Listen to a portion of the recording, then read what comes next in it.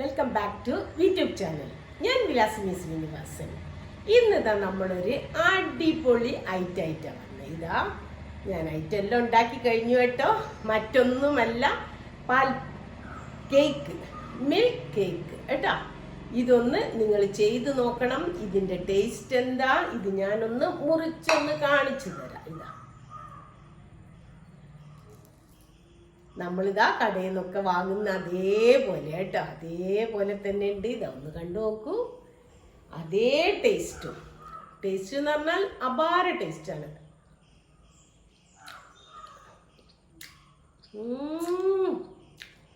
ഇത് കഴിച്ചാൽ പിന്നെ നമുക്ക് കഴിച്ചുകൊണ്ടിരിക്കാനേ തോന്നും കേട്ടോ. അപ്പം ഇത് കഴിച്ചിട്ട് കാര്യമല്ല, നമ്മൾ കാര്യത്തിലേക്ക് വരണ്ടേ. അപ്പോൾ ഇന്നത്തെ ഐറ്റം ഇതാണ്. അപ്പം നിങ്ങളെല്ലാവരും ഒന്ന് വീഡിയോ സ്കിപ്പ് ചെയ്യാതെ കാണുക, ഒന്ന് സപ്പോർട്ട് ചെയ്യുക. സബ്സ്ക്രൈബ് ചെയ്യാത്തവരൊന്ന് സബ്സ്ക്രൈബ് ചെയ്യുക. അതുപോലെ ഫ്രണ്ട്സിനും റിലേറ്റീവ്സിനും ഒക്കെ ഒന്ന് ഷെയർ ചെയ്യുക കേട്ടോ. അപ്പം നമുക്ക് അധികം വൈകാതെ തന്നെ ഇതാ നമ്മുടെ അടിപൊളി ഐറ്റത്തിലേക്ക് പോകാം. ഇതാ വായിൽ വെച്ചാൽ അലിയുന്ന നമ്മുടെ മിൽക്ക് കേക്ക് ഉണ്ടാക്കാൻ വേണ്ടി ഞാൻ 2 ലിറ്റർ പാലെടുത്തിട്ടുണ്ട്. നല്ല കട്ടിയുള്ള പാലാണ് കേട്ടോ, പശുവും പാലാണ്. പിന്നെ അതുണ്ടാക്കാൻ വേണ്ടി നമ്മളിതാ ഒരു കടായി അടുപ്പത്ത് വെക്കും. കട്ടിയുള്ള കടായി അയക്കണം. അലുമിനിയോ നോൺ സ്റ്റിക്കോ പാത്രങ്ങൾ എടുക്കാൻ പാടില്ല കേട്ടോ. കാരണം കുറേ നേരം അതിൽ വെച്ച് നമ്മളിങ്ങനെ വിരകി എടുക്കുന്നതല്ല, അതുകൊണ്ട്. അപ്പോൾ ഞാൻ ഇതിൻ്റെ ഉള്ളിൽ കുറച്ച് നെയ്യ് തടവിയിട്ടുണ്ട്. പാൽ അടിയിൽ പിടിച്ച് പോകണ്ട വിചാരിച്ചിട്ട് നമ്മൾ ഇളക്കി കൊടുക്കണം. പിന്നെ ഇതിലേക്ക് ഇനി വേണ്ടത് ഇതാ സിട്രിക് ആസിഡ്, ഇതിൻ്റെ ഗ്രാനുൾസ് ആണ്. അത് ഒരിത്തിരി വെള്ളം, വെറും 1 സ്പൂൺ വെള്ളമേ ഉള്ളൂ കേട്ടോ. അപ്പോൾ ഇത് അധികം ഒന്നും വേണ്ട. സിട്രിക് ഗ്രാനുൾസ് എത്രയാണ് വേണ്ടത് വെച്ചാൽ ഇതാ ഇത്ര, 1 പിഞ്ച്. ഇത് ഈ വെള്ളത്തിലൊന്ന് കലക്കി റെഡിയാക്കി വെക്കുക. അത് ഡിസോൾവ് ആവട്ടെ. ഇനി നമുക്ക് ഈ പാല്, 2 ലിറ്റർ പാലുണ്ട്, ഇത് ഇതിലേക്ക് ഒഴിച്ചു കൊടുക്കാം കേട്ടോ.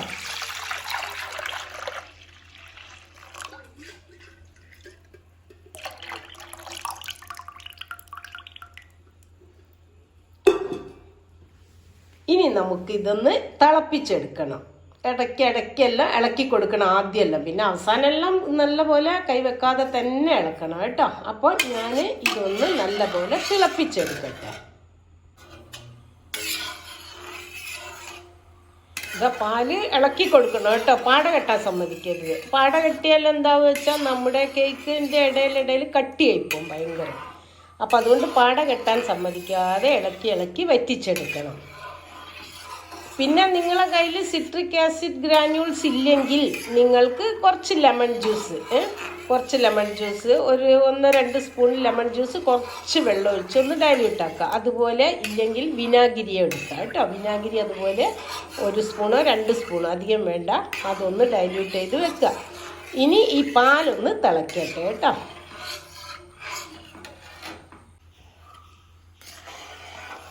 പാലിതാ നല്ല പോലെ തിളച്ചിട്ടുണ്ട്.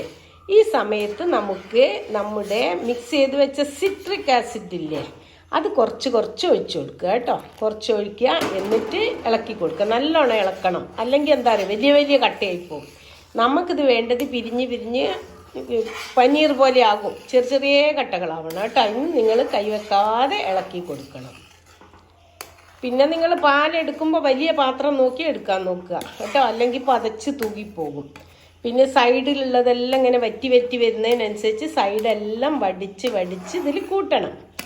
ഓക്കെ, അതുപോലെ നല്ല പോലെ ആക്കിയെടുക്കുക. ഇനി നമുക്ക് ബാക്കിയുള്ള ഇതും കൂടെ ഒഴിച്ചു കൊടുക്കാം. ഇനിയിപ്പോൾ ഇത് ഒഴിച്ചിട്ട് പോരാന്ന് നിങ്ങൾക്ക് തോന്നുകയാണെങ്കിൽ കുറച്ചും കൂടി ഒഴിക്കുക കേട്ടോ. ഇത് പാല് പിരിവിരുത്ത് വരുന്നില്ലെങ്കിൽ കുറച്ചുകൂടെ ഒഴിച്ചു കൊടുക്കുക. നമുക്ക് നോക്കാം ഇത് കുറച്ച് നേരം കൊണ്ട് പാലെന്തെങ്കിലും ആവുന്നുണ്ടോയെന്ന്.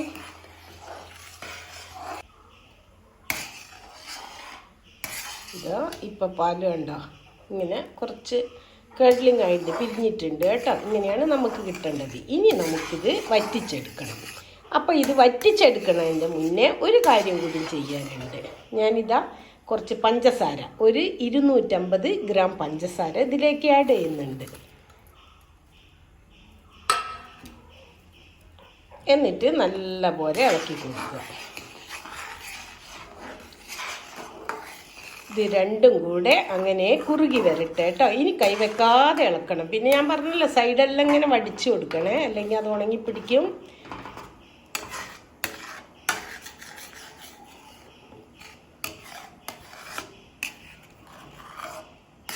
പിന്നെ ഹൈ ഫ്ലെയിമിൽ തന്നെയാണ് കേട്ടോ നമ്മുടെ ഫുൾ പണിയും. ഇത് ആദ്യം തൊട്ട് അവസാനം വരെ നല്ല ഹൈ ഫ്ലെയിമിൽ ചെയ്തെടുക്കണം. അതുകൊണ്ട് കൈവിടാതെ തന്നെ ഇളക്കണം കേട്ടോ. ഇത് ചെയ്തിട്ട് വേറെ പണിക്ക് പോകാനൊന്നും വിചാരിക്കണ്ടേ. ബാക്കി എല്ലാ ജോലികളും തീർത്ത് വെച്ചിട്ട് ഇതിന് ശ്രമിക്കുക നിങ്ങൾ. അപ്പം ഞാൻ ഇതൊന്നും കൂടെ വറ്റിച്ചെടുത്തിട്ട് കാണിച്ചു തരാം കേട്ടോ. ഇതാ നമ്മുടെ പാലിപ്പോൾ പകുതിയായിട്ടുണ്ട് കേട്ടോ. നല്ല കെഡ്ലിങ് എല്ലാം ആയിട്ടുണ്ട്. ഇനി നമുക്ക് എന്ത് ചെയ്യണമെന്ന് അറിയാം. ഇനിയാണ് പ്രശ്നം വരാൻ പോകുന്നത്. കുറച്ച് കഴിഞ്ഞാൽ ഇതിങ്ങനെ വെള്ളം മേലേക്ക് ഇങ്ങനെ തെറിക്കാൻ തുടങ്ങും. അപ്പം നമ്മൾ എന്ത് ചെയ്യണം, ഒരു കവർ ഇതുപോലെ എന്തെങ്കിലും എടുത്ത് നമ്മളെ മേലിൽ തെറിക്കാതെ വെക്കാൻ വേണ്ടി അത് റെഡിയാക്കി വെക്കണം കേട്ടോ. ആവശ്യമുള്ളപ്പോൾ ഉപയോഗിക്കാം. അപ്പോൾ നിങ്ങൾ എൻ്റെ ചാനൽ ഒന്ന് സബ്സ്ക്രൈബ് ചെയ്ത് എന്നെ സപ്പോർട്ട് ചെയ്യുക കേട്ടോ. വീഡിയോ ഇഷ്ടപ്പെട്ടാൽ ലൈക്ക് ചെയ്യാൻ മറക്കരുത്. ഇഷ്ടപ്പെട്ട് തുടങ്ങി അപ്പം തന്നെ അങ്ങ് ലൈക്ക് അടിച്ചോളൂ. അല്ലെങ്കിൽ പിന്നെ നമ്മൾ മറന്നു പോകും. അവസാനമാകുമ്പോൾ വീഡിയോ കണ്ടൊക്കെ കഴിഞ്ഞാൽ ചിലപ്പോൾ മറന്നു നിന്നൊക്കെ വരും. അതുപോലെ നിങ്ങളെ ഫ്രണ്ട്സിന് റിലേറ്റീവ്സിനും ഒക്കെ ഒന്ന് ഷെയർ ചെയ്യുക കേട്ടോ. അപ്പോൾ ഇനി ഇത് ഒന്നുകൂടെ വറ്റി വരട്ടെ. അപ്പോഴത്തേക്ക് നമുക്ക് വേറൊരു പണിയും കൂടി ചെയ്ത് വെക്കാനുണ്ടായിരുന്നു കേട്ടോ. ഞാൻ ചെയ്ത് വെച്ചിട്ടുണ്ട്. ഒരു കേക്ക് ടിന്ന് റെഡിയാക്കണം. ഇത് നമുക്ക് കോരി ഒഴിക്കണമല്ലോ. ഇനി കേക്ക് ടിന്ന് കയ്യിലില്ലാത്തവർ എന്ത് ചെയ്യണം, എന്തെങ്കിലും പാത്രം മതി. ചോക്ക് പാത്രം, ചെറിയ സ്കൂളിലെല്ലാം പോകുമ്പോൾ ചോറെല്ലാം കൊണ്ടുപോകുന്ന പാത്രം ഉണ്ട്, അങ്ങനത്തെ കുറച്ച് കുഴിയുള്ള പാത്രം അയക്കണം. എന്നാലാണ് നമുക്കിതിൻ്റെ നല്ല പെർഫെക്റ്റ് ആയിട്ട് വരിക കേട്ടോ. അപ്പോൾ അങ്ങനെ പാത്രം കുറച്ച് നെയ്യെല്ലാം തടവി റെഡിയാക്കി വെക്കണം. ഇത് പാകാകുന്നതിൻ്റെ മുന്നേ തന്നെ.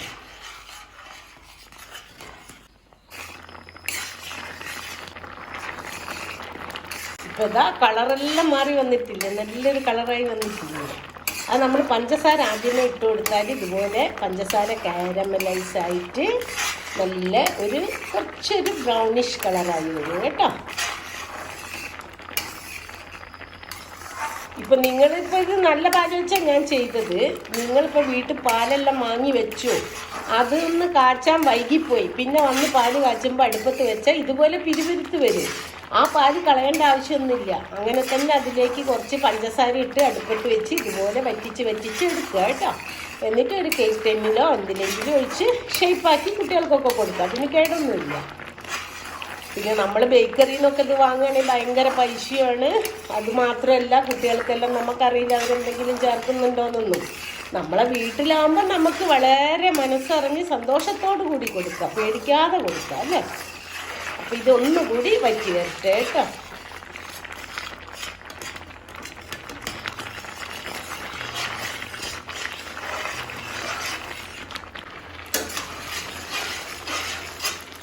ഇതാ ഞാനിതുവരെ ഇത് ഉപയോഗിച്ചിട്ടില്ല കേട്ടോ. ഇതിവിടെ എടുത്ത് വെച്ചതാ ധൈര്യത്തിന്. അങ്ങനെ തെറിച്ചൊന്നും തുടങ്ങിയില്ല. പിന്നെ നമ്മൾ നല്ല കൈ നീളമുള്ള ചട്ടക എടുത്താൽ മതി. എന്നിട്ട് കുറച്ച് ദൂരെ നിന്ന് ഇളക്കുക. ശ്രദ്ധിക്കുക കേട്ടോ, എന്തായാലും അപകടം വരുത്തി വെച്ചെടുത്ത്.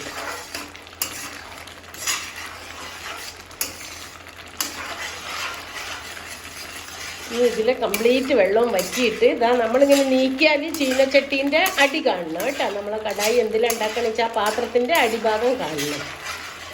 ഈ സമയം നമുക്ക് വേണമെങ്കിൽ ഇതിലേക്ക് കുറച്ച് നെയ്യ് ഒഴിച്ച് കൊടുക്കാം. ഞാനൊരു സ്പൂണ് നെയ്യ് ആഡ് ചെയ്യുന്നുണ്ട് കേട്ടോ. വേണമെങ്കിൽ ചേർത്താൽ മതി, നിർബന്ധമൊന്നുമില്ല. കാരണം ഈ പാലിൽ തന്നെ നെയ്യ് ഉണ്ടാകും.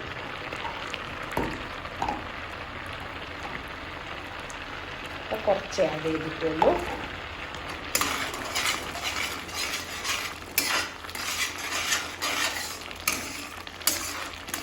എല്ലാവരും ഒന്ന് ചെയ്തു നോക്കുക കേട്ടോ. പറ്റുന്നവരൊക്കെ, ഇഷ്ടമുള്ളവർ, ചെറിയ കുട്ടികളൊക്കെ വീട്ടിലുണ്ടെങ്കിൽ കുട്ടികൾക്കൊക്കെ ഉണ്ടാക്കി കൊടുത്താൽ വളരെ സന്തോഷമായിരിക്കും.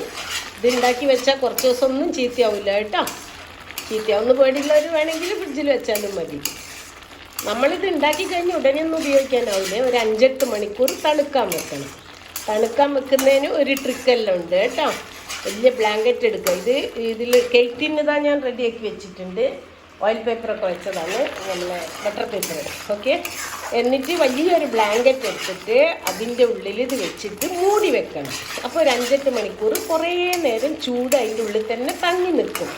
അപ്പോൾ അതിൻ്റെ ഉള്ളിലുള്ളതെല്ലാം നല്ലോണം കുക്കായിട്ട് അതിന് നല്ലൊരു കളറ് വരും കേട്ടോ, ഒരു ഡബിൾ ഷെയ്ഡ് വരും. അപ്പം എങ്ങനെയാണ് ആ ഡബിൾ ഷെയ്ഡ് ഉണ്ടാക്കുക എന്ന് കാണിച്ചു തരാം കേട്ടോ.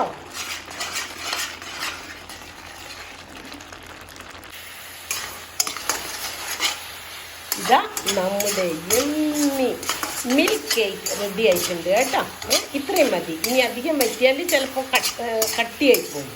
കട്ടിയായാൽ പിന്നെ ഉറപ്പ് കൂടുതലാവും കേട്ടോ. വേണ്ട, ഇതിപ്പോൾ നീക്കിയാൽ നല്ലോണം പോകുന്നില്ലേ, ഇതിൻ്റെ ജലാംശം എല്ലാം വറ്റിയിട്ട് വരുന്നു ഏകദേശം മുഴുവനും. ഇനി നമുക്കിതൊരു കേക്ക് ടിന്നിലേക്ക് മാറ്റാം കേട്ടോ.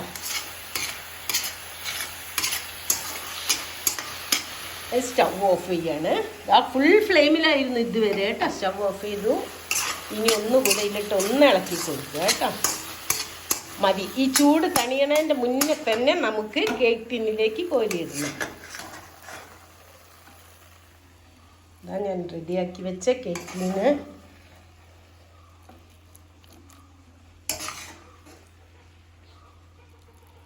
ഒന്ന് മുഴുവനും കോരിയിട്ട് ഞാനൊന്നിത് സെറ്റ് ചെയ്യട്ടെ. ഇതെല്ലാം ഞാൻ ഒരു സൈഡിൽ ഒതുക്കി വെച്ചിട്ടുണ്ട് കേട്ടോ. അത് കുറച്ചുള്ളൂ, ടിന്നിലിട്ടാൽ നമുക്ക് ഹൈറ്റ് കിട്ടൂല. അതുകൊണ്ട് ഒരു സൈഡിൽ പകുതിയിലാക്കി വെക്കുക. എന്നിട്ടിതാ ഈ സ്പൂണിൻ്റെ ബാക്കിൽ ഞാൻ കുറച്ച് നെയ്യ് തടവിയുണ്ട്. എന്നിട്ട് അതുകൊണ്ടൊന്ന് നല്ല പോലെ പ്രസ് ചെയ്ത് വെക്കുക കേട്ടോ.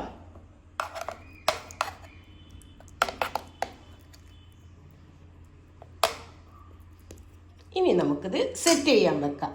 അപ്പം ഞാനിതൊരു പാത്രം കൊണ്ട് മൂടി വെക്കുന്നുണ്ട്. ഇതിൻ്റെ ചൂട് അധികം നഷ്ടപ്പെട്ടു പോകാതിരിക്കാൻ വേണ്ടി.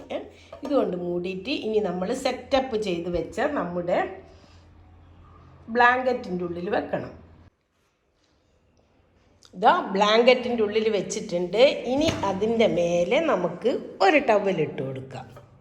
നല്ല വൃത്തിയുള്ള ടവൽ ഒന്ന് ഇട്ട് കൊടുത്തിട്ട് പിന്നെ ബ്ലാങ്കറ്റ് നല്ല പോലെ ഇങ്ങോട്ട് തന്നെ മടക്കിയിടുക. എടുത്ത് നോക്കാം.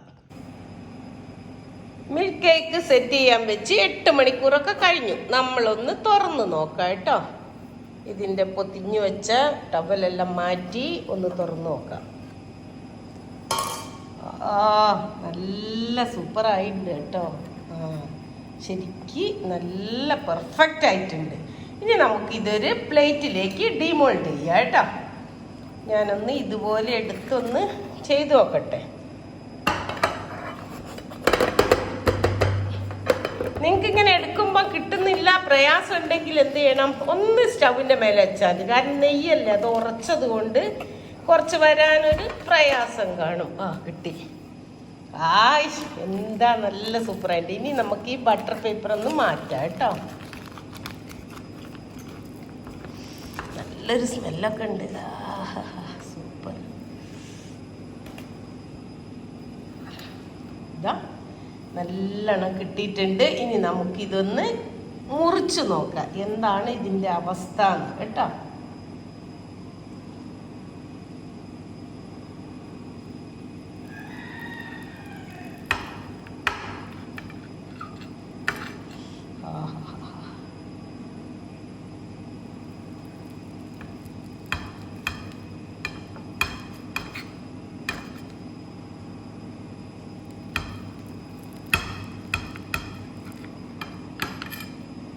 നല്ല സൂപ്പറായി വന്നിട്ടുണ്ട് കേട്ടോ.